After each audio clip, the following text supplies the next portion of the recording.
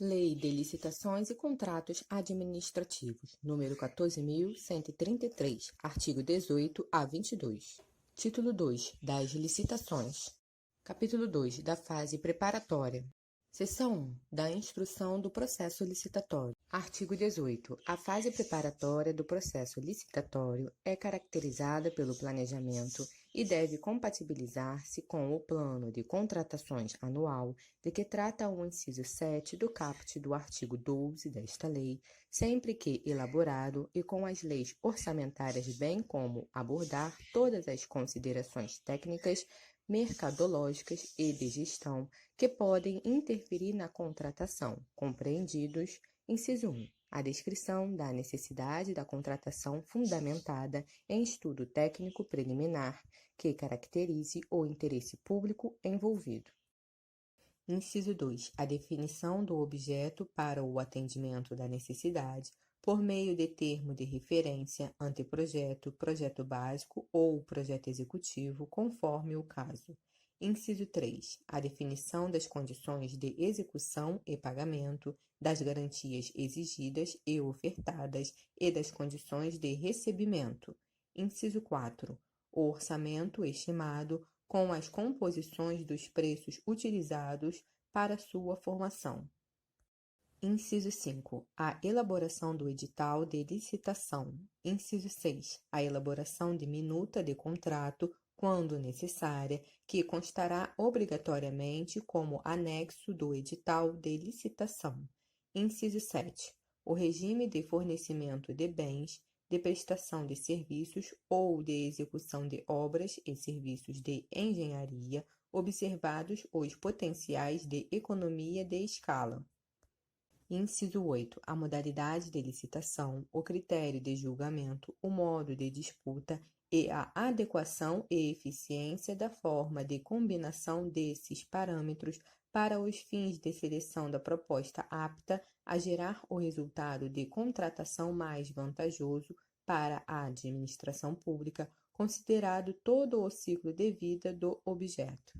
Inciso 9. A motivação circunstanciada das condições do edital, tais como justificativa de exigências de qualificação técnica mediante indicação das parcelas de maior relevância técnica ou valor significativo do objeto e de qualificação econômico-financeira, justificativa dos critérios de pontuação e julgamento das propostas técnicas nas licitações com julgamento por melhor técnica ou técnica e preço, e justificativa das regras pertinentes à participação de empresas em consórcio. Inciso 10. A análise dos riscos que possam comprometer o sucesso da licitação e a boa execução contratual. Inciso 11. A motivação sobre o momento da divulgação do orçamento da licitação, observado o artigo 24 desta lei. Parágrafo 1º. O estudo técnico preliminar a que se refere o inciso 1 do caput deste artigo deverá evidenciar o problema a ser resolvido e a sua melhor solução, de modo a permitir a avaliação da viabilidade técnica e econômica da contratação e conterá os seguintes elementos. Inciso 1. Descrição da necessidade da contratação, considerado o problema a ser resolvido sob a perspectiva do interesse público.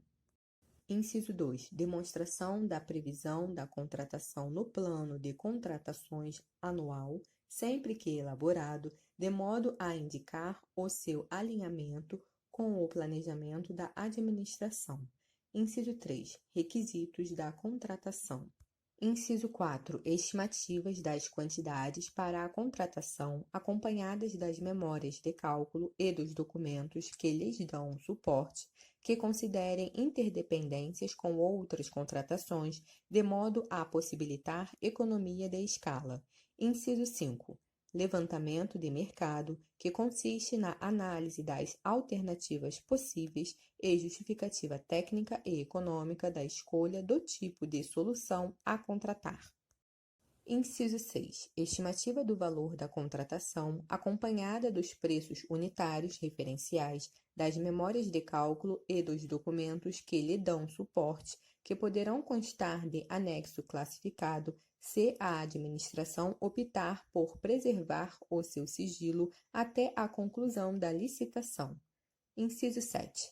Descrição da solução como um todo, inclusive das exigências relacionadas à manutenção e à assistência técnica, quando for o caso.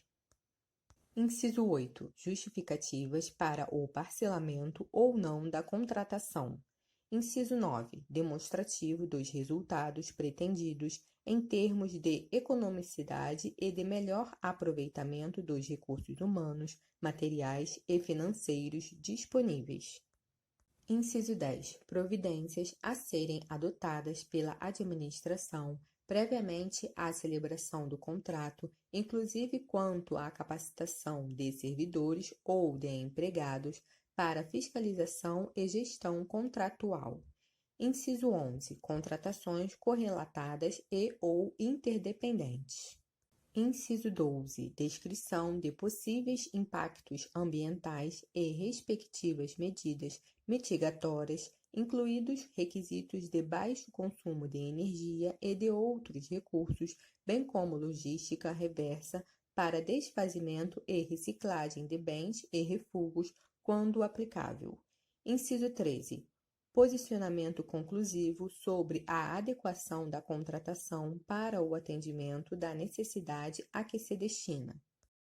Parágrafo 2º. O estudo técnico preliminar deverá conter, ao menos, os elementos previstos nos incisos 1, 4, 6, 8 e 13 do parágrafo 1º deste artigo e, quando não contemplar os demais elementos previstos no referido parágrafo, apresentar as devidas justificativas.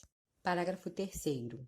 Em se tratando de estudo técnico preliminar, para a contratação de obras e serviços comuns de engenharia, se demonstrada a inexistência de prejuízo para a aferição dos padrões de desempenho e qualidade almejados, a especificação do objeto poderá ser realizada apenas em termo de referência ou em projeto básico, dispensada a elaboração de projetos. Artigo 19. Os órgãos da administração com competências regulamentares relativas às atividades de administração de materiais, de obras e serviços e de licitações e contratos deverão: inciso 1. Instituir instrumentos que permitam preferencialmente a centralização dos procedimentos de aquisição e contratação de bens e serviços. Inciso 2. Criar catálogo eletrônico de padronização de compras, serviços e obras, admitida a adoção do catálogo do Poder Executivo Federal por todos os entes federativos. Inciso 3. Instituir sistema informatizado de acompanhamento de obras, inclusive com recursos de imagem e vídeo. Inciso 4. Instituir, com auxílio dos órgãos de assessoramento jurídico e de controle interno, modelos de minutas de editais, de termos de referência, de contratos padronizados e de outros documentos, admitida a adoção das minutas do Poder Executivo Federal por todos os entes federativos. Inciso 5. Promover a adoção gradativa de tecnologias e processos integrados que permitam a criação, a utilização e a atualização de modelos digitais de obras e serviços de engenharia. Parágrafo 1º. O catálogo referido no inciso 2 do caput deste artigo poderá ser utilizado em licitações cujo critério de julgamento seja o de menor preço ou o de maior desconto e conterá toda a documentação e os procedimentos próprios da fase interna de licitações, assim como as especificações dos respectivos objetos, conforme disposto em regulamento. Parágrafo 2º. A não utilização do catálogo eletrônico de padronização de que trata o inciso 2 do caput ou dos modelos de minutas de que trata o inciso 4 do caput deste artigo deverá ser justificada por escrito e anexada ao respectivo processo licitatório. Parágrafo 3º. Nas licitações de obras e serviços de engenharia e arquitetura, sempre que adequada ao objeto da licitação, será preferencialmente adotada a modelagem da informação da construção ou tecnologias e processos integrados similares ou mais avançados que venham a substituí-la.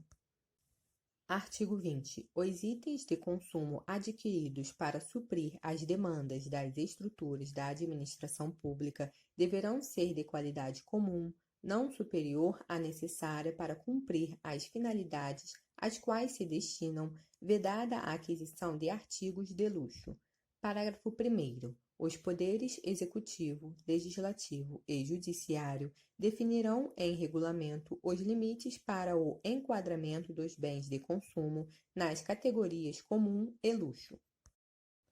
Parágrafo 2º. A partir de 180 dias contados da promulgação desta lei, novas compras de bens de consumo só poderão ser efetivadas com a edição pela autoridade competente do regulamento a que se refere o parágrafo 1º deste artigo. Parágrafo 3º. Vetado. Artigo 21. A administração poderá convocar com antecedência mínima de 8 dias úteis audiência pública, presencial ou à distância, na forma eletrônica, sobre licitação que pretenda realizar com disponibilização prévia de informações pertinentes, inclusive de estudo técnico preliminar e elementos do edital de licitação e com possibilidade de manifestação de todos os interessados. Parágrafo único. A administração também poderá submeter à licitação a prévia consulta pública, mediante a disponibilização de seus elementos a todos os interessados, que poderão formular sugestões no prazo fixado. Artigo 22. O edital poderá contemplar matriz de alocação de riscos entre o contratante e o contratado, hipótese em que o cálculo do valor estimado da contratação poderá considerar taxa de risco compatível com o objeto da licitação e com os riscos atribuídos ao contratado, de acordo com metodologia pré-definida pelo ente federativo. Parágrafo 1º. A matriz de que trata o caput deste artigo deverá promover a alocação eficiente dos riscos de cada contrato e estabelecer a responsabilidade que caiba a cada parte contratante, bem como os mecanismos que afastem a ocorrência do sinistro e mitiguem os seus efeitos, caso este ocorra durante a execução contratual. Parágrafo 2º. O contrato deverá refletir a alocação realizada pela matriz de riscos, especialmente quanto, inciso 1, às hipóteses de alteração para o restabelecimento da equação econômico-financeira do contrato, nos casos em que o sinistro seja considerado na matriz de riscos como causa de desequilíbrio não suportada pela parte que pretenda o restabelecimento. Inciso 2. A possibilidade de resolução quando o sinistro majorar excessivamente ou impedir a continuidade da execução contratual. Inciso 3. A contratação de seguros obrigatórios previamente definidos no contrato, integrado o custo de contratação ao preço ofertado. Parágrafo 3º. Quando a contratação se referir a obras e serviços de grande vulto ou forem adotados os regimes de contratação integrada e semi-integrada, o edital obrigatoriamente contemplará matriz de alocação de riscos entre o contratante e o contratado.